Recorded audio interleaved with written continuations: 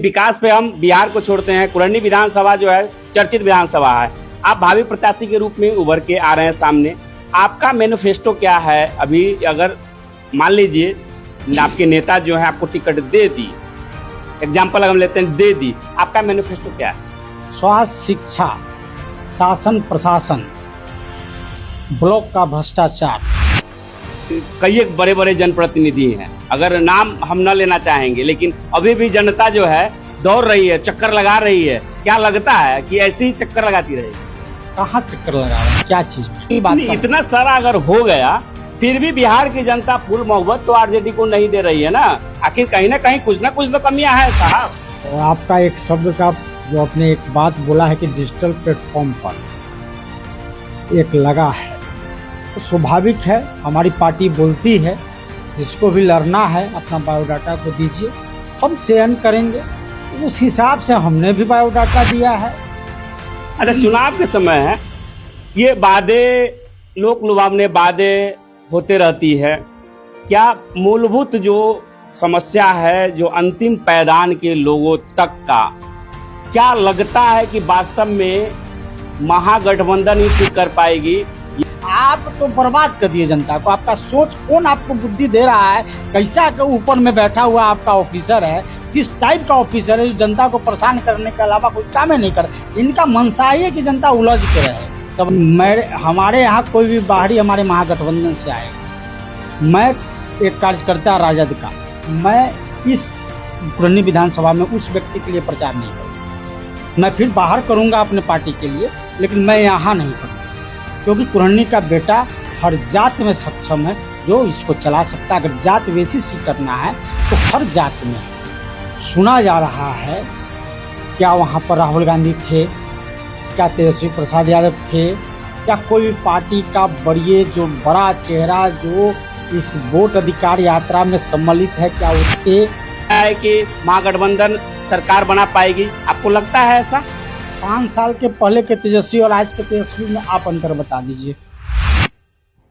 विपक्ष के काम आईना दिखाना होता है। अगर आईना दिखाए हैं तो वहाँ बैठे हुए सत्ता में जो नेता है, जो सरकार है वो कर रही है, तो इसमें फिर क्या कहाँ दिक्कत है? रिपीट कर दिया ना नीतीश कुमार जी की सक्षम है चलाने के लिए। नमस्कार, आप देख रहे हैं न्यूज लाइन नेटवर्क।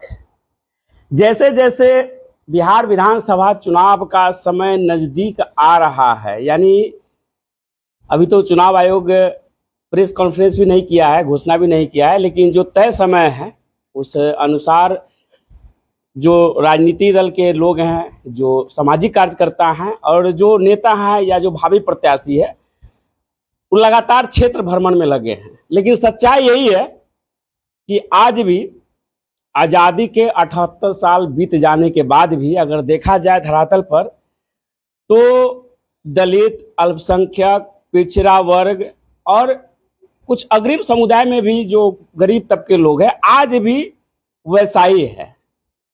कहीं कुछ दिख नहीं रहा है। कुछ तस्वीर हम लगातार दिखाते आ रहे हैं महादलित टोला का, और आप सब देखते भी हैं और आपका प्यार हमेशा मिलता है। बड़े बड़े दावे होते हैं। अभी नेता प्रतिपक्ष यात्रा पर निकले हैं, वोट अधिकार यात्रा, और उस यात्रा पर कई तरह की बात भी हुआ है कि प्रधानमंत्री को गाली दिया गया, उसको लेकर एफआईआर भी हुआ और दरभंगा से उस युवक को पकड़कर जेल भी भेजा गया है। आज हम बात करेंगे राजद के सिपाही मुकुंद कुमार उर्फ हनीश सिंह से। इसी मुद्दा पर बात करेंगे, चूंकि ये मुजफ्फरपुर जिले के कुरहनी विधानसभा क्षेत्र के हैं और भावी प्रत्याशी के रूप में है। चूंकि इनके डिजिटल प्लेटफॉर्म पे मैंने देखा, इन्होंने एक स्टिकर लगा रखा है कि भावी प्रत्याशी कुरहनी के बेटा, और कुरहनी का भविष्य बदलने के ख्याल से ये आए हैं। सबसे पहले बहुत बहुत स्वागत आपको। देखिए, आपको भी स्वागत है। और आपका एक शब्द का जो आपने एक बात बोला है कि डिजिटल प्लेटफॉर्म पर एक लगा है, तो स्वाभाविक है, हमारी पार्टी बोलती है जिसको भी लड़ना है अपना बायोडाटा को दीजिए, हम चयन करेंगे। तो उस हिसाब से हमने भी बायोडाटा दिया है। हम भी एक कार्यकर्ता हैं, हम अपने आप को समझते हैं कि अगर हमको पार्टी टिकट देती है तो हम बेहतर रिजल्ट दे सकते हैं। इस नाते हम लगा हैं। ऐसे हमको विधायक का लड़ने का जल्दी नहीं है। फिर से मैं इस बात को बोल रहा हूँ, हम एक कार्यकर्ता है, अगर हमको पार्टी का आदेश आता है तो मैं लड़ूंगा। अभी हमको मुख्यमंत्री बिहार का तेजस्वी प्रसाद यादव जी को बनाना है, इस तरफ हम कार्यकर्ता अग्रसर हैं। तो देखिए अभी जो अधिकार यात्रा जो चल रहा है, वोटर अधिकार यात्रा, इस क्रम में देखिए एक माहौल जो बना है और इसको लेकर लगातार कांग्रेस कार्यालय पर बीजेपी के जो कार्यकर्ता है हमला कर रही है। माननीय प्रधानमंत्री माँ की गाली नहीं सहेगा हिंदुस्तान, ये शब्द लेकर जो है यहाँ लगातार कार्यक्रम भी की जा रही है। तो क्या ये होना चाहिए? ये कहीं ना कहीं से तो गलती किया है ना इंडिया गठबंधन के लोग।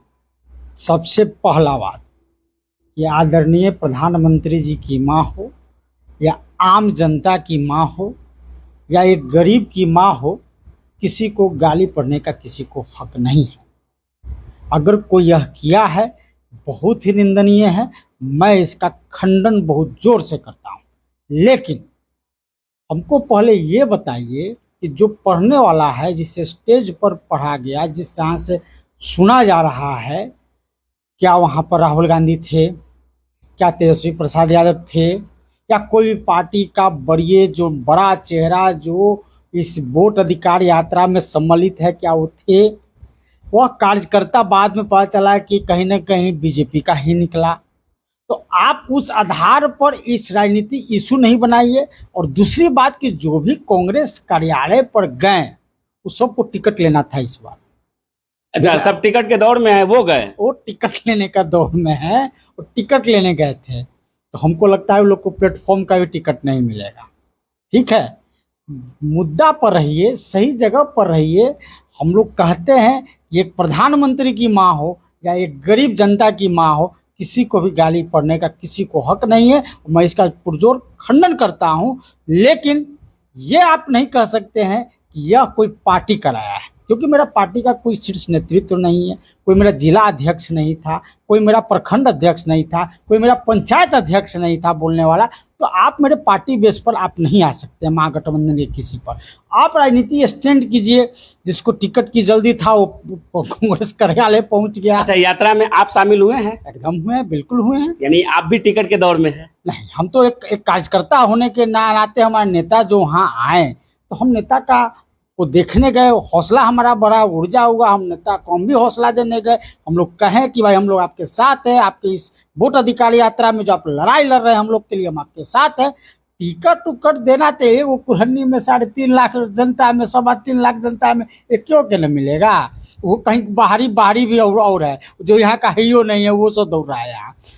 तो कहने का मतलब ये है, ये अब बीजेपी के द्वारा निम्न स्तर और घटिया स्तर की राजनीति हो रही है। अच्छा, आप बताइए हमें, अब चुनाव का समय जैसे नजदीक आ रहा है, नेता लोग जो हैं गरीब के मोहल्ले में जाना भी प्रारंभ कर दिए हैं। उनको पहले तो इतने दिन से कोई दर्द नहीं सुनता था। महागठबंधन जो है बिहार में वो भी सरकार में सत्ता में रही है, लेकिन आज भी दुर्दशा अगर देखा जाए तो दलित के नेता चिराग पासवान, महादलित के नेता जीतन राम मांझी, एक तरफ जो है पिछड़े वर्ग के भी कई एक बड़े चेहरे हैं। लेकिन देखिएगा तो महादलित आज भी जहां था वही है। नए एजुकेशन के प्रति कोई जागरूकता सही से, अगर उनके क्षेत्र में कोई विद्यालय है तो सही से पढ़ाई नहीं होती है। आज भी फूस के मकान में रहने पर मजबूर है। कैसे देखते हैं ये? चूंकि लोक लुभावने वादे ही रह जाएगा या सच्चाई जो है वो? आपसे मेरा 3 सवाल है। इस बिहार में अगर वोट दिलाने का कोई अधिकार दिलाया तो उसका नाम मैं आपसे पूछता हूँ, आप मीडिया है ना, मैं आपसे पूछ रहा हूँ, अगर कोई वोट दिलवाया, वोट दिलवाने का अधिकार गरीब को सिखाया, वह क्या नाम है? आपकी हम बात मान ली। पहले सवाल। हाँ। दूसरा सवाल, आज किसी भी ब्लॉक से लेके थाना पर, कुर्सी पर उनके शासन में गरीब गुरबा शोषित वंचित बैठा तो किसके रीजन में? वह था लालू प्रसाद यादव। और आपसे मेरा तीसरा सवाल है कि आज जितनी भी स्कूल को आपने देख रहा है, आप देख रहे हैं, वह स्कूल किसके रीजन में बना? ये हम आपसे सवाल पूछ रहे हैं। वह लालू प्रसाद यादव जी के। अब इसके बाद बताइए, जो 15 साल के बाद इस 20 साल में क्या क्या उस स्कूल में बढ़ोतरी हुआ? क्या एक ब्लॉक का स्कूल नेतरहाट बन गया? या टॉप क्लास का प्राइवेट स्कूल बन गया? क्या एजुकेशन टॉप क्लास का है? आज हॉस्पिटल में एक हॉस्पिटल जो मैं आज के तारीख में जो पुरनी का अपना देख रहा हूँ, वो भी मैं लालू जी के रीजन में वैसा ही हॉस्पिटल देख रहा हूँ, और आज भी मैं वैसा ही देख रहा हूँ, सिर्फ उसमें रंग और पोतन हो चुका है, सिर्फ उसमें टाइल्स थोड़ा सा लग चुका है। लेकिन हमको बताइए कि यहाँ टॉप क्लास का एम्स कैटेगरी का न छोड़ दिए, उससे नीचे ही कैटेगरी का क्या बना ब्लॉक स्तर पर? तो आप किस विकास की बात कर रहे हैं? इतना सारा अगर हो गया फिर भी बिहार की जनता फुल मोहब्बत तो आरजेडी को नहीं दे रही है ना। आखिर कहीं ना कहीं कुछ ना कुछ तो कमियां है साहब।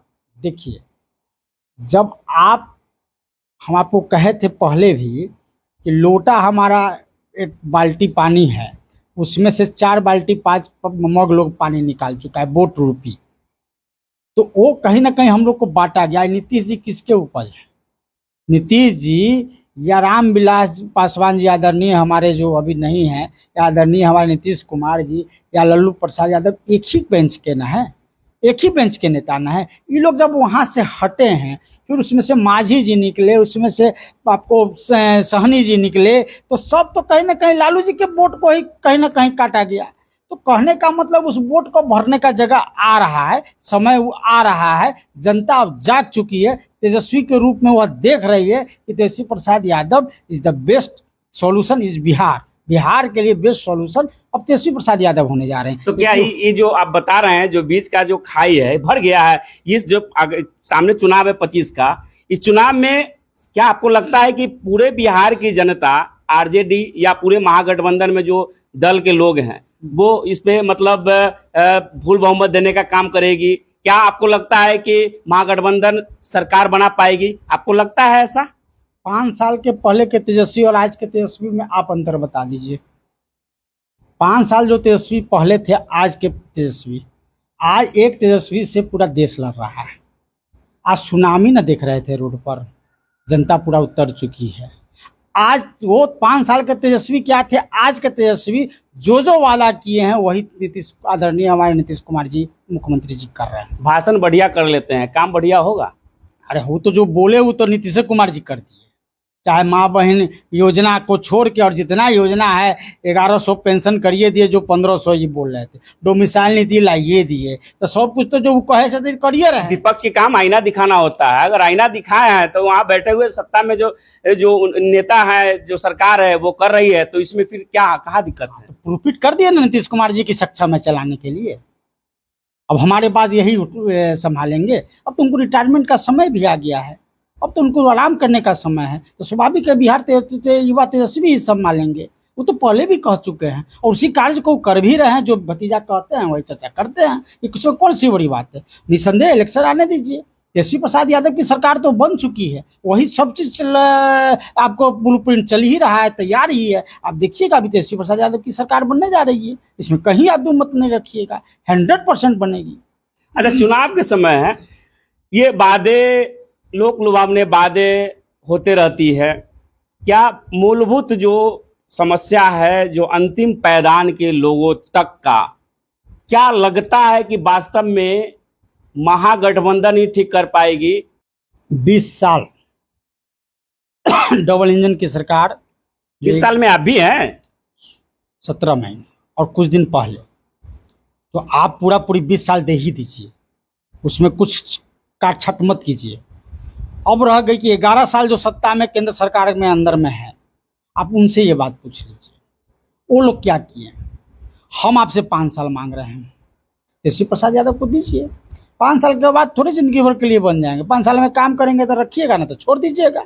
जब आप 20 साल को से वही लोग क्या करते हैं, दिन भर लालू चालीसा पर के ही वोट आपसे मांगते हैं, तो लालू चालीसा पर कितना वोट दीजिएगा? एक बार नौजवान की बातों में विकास पर ही कर लीजिए। चलिए, विकास पे हम बिहार को छोड़ते हैं। कुरनी विधानसभा जो है चर्चित विधानसभा है, आप भावी प्रत्याशी के रूप में उभर के आ रहे हैं सामने, आपका मैनिफेस्टो क्या है? अभी अगर मान लीजिए आपके नेता जो है आपको टिकट दे दी, एग्जाम्पल हम लेते हैं, दे दी, आपका मैनिफेस्टो क्या है?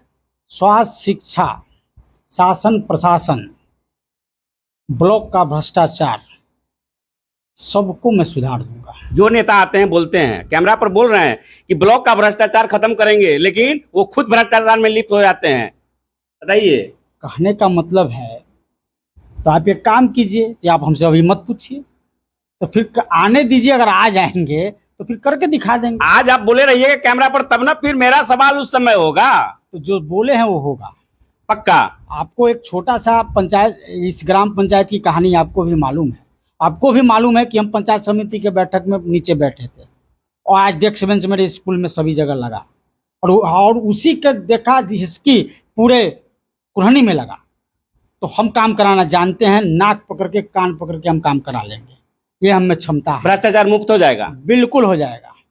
हमारे कुरहनी प्रखंड में कर्मचारी आने से 100 बार पहले सोचेंगे कि हमको कुरहनी जाना है, वहाँ कमाई ना होगा। अभी जो हाहाकार मचा हुआ है, ये महाअभियान चल रहा है, तो यह हाहाकार मचा हुआ है। यहाँ तो यहाँ अभी भी जनता जो है दौड़ रही है, चक्कर लगा रही है। क्या लगता है कि ऐसी ही चक्कर लगाती रहेगी?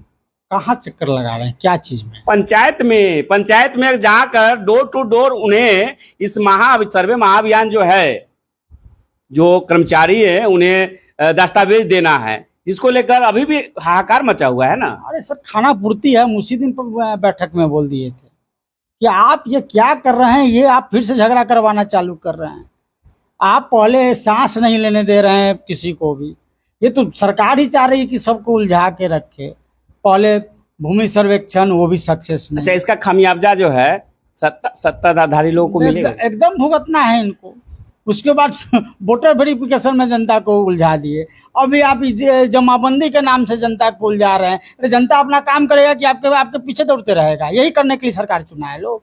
तो जमाबंदी ठीक करेगा, आपका वोटर ठीक करेगा, इसके पीछे भूमि सर्वेक्षण में भाग भाग के आएगा। आप तो बर्बाद कर दिए जनता को। आपका सोच, कौन आपको बुद्धि दे रहा है? कैसा के ऊपर में बैठा हुआ आपका ऑफिसर है, किस टाइप का ऑफिसर है जो जनता को परेशान करने के अलावा कोई काम नहीं करे? इनका मनसा ही है कि जनता उलझ के रहे, सवालें नहीं करे। कुरहनी विधानसभा से कई एक प्रत्याशी हैं राजद के, कई एक दावेदार हैं, कई एक दिग्गज नेता हैं, और वो सब लोग जो हैं टिकट लेने के लाइन में लगे हैं।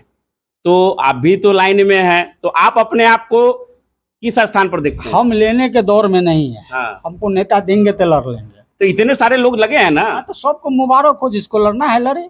कोई हम रुकने थोड़े, संविधान हक देता है, लोकतंत्र की खूबसूरती है, अपनी बात सब रखता है, किसी को भी लड़ने की आज़ादी है। मेहनत करे, जनता में जाए, हमारे नेता का प्रचार करे, तो हम टिकट पहले लेगा। पहले नेताजी के हम सब प्रचार तो करे। अच्छा, नेताजी देखेंगे कि भाई कुरहनी से 10 लोग तैयार है, तो कहीं बाहर से दूसरे जगह से कहीं भेज, तीसरा विकल्प चुन के भेज देते हो? वो हम पहले कह चुके हैं कि हमारे यहाँ कोई भी बाहरी हमारे महागठबंधन से आएगा, मैं एक कार्यकर्ता राजद का, मैं इस कुरहनी विधानसभा में उस व्यक्ति के लिए प्रचार नहीं करूँगा।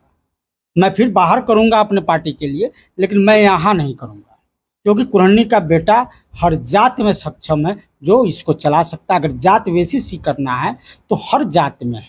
अगर मुसलमान में लेना है तो हमारे खुर्शीद भाई बैठे हुए हैं। कुशवाहा में लेना है तो पहले नाम आपको गिनवा ही चुके हैं। अगर सहनी में लेना है तो 4 से 5 मुखिया हैं, बहुत लोग हैं। आपको कहाँ सोचना है? कार्यकर्ता की कमी थोड़े है, लेकिन हम बाहरी अगर देंगे तो भैया हम क्षमा चाहते हैं, हम कार्यकर्ता तो नहीं मेहनत कर पाएंगे, हम में तो ऊर्जा नहीं आ पाएगी, और दूसरे जगह ऊर्जा अपना लगाएंगे, लेकिन कुरहनी में तो हम नहीं लगा पाएंगे। चलिए, बहुत बहुत धन्यवाद आपका।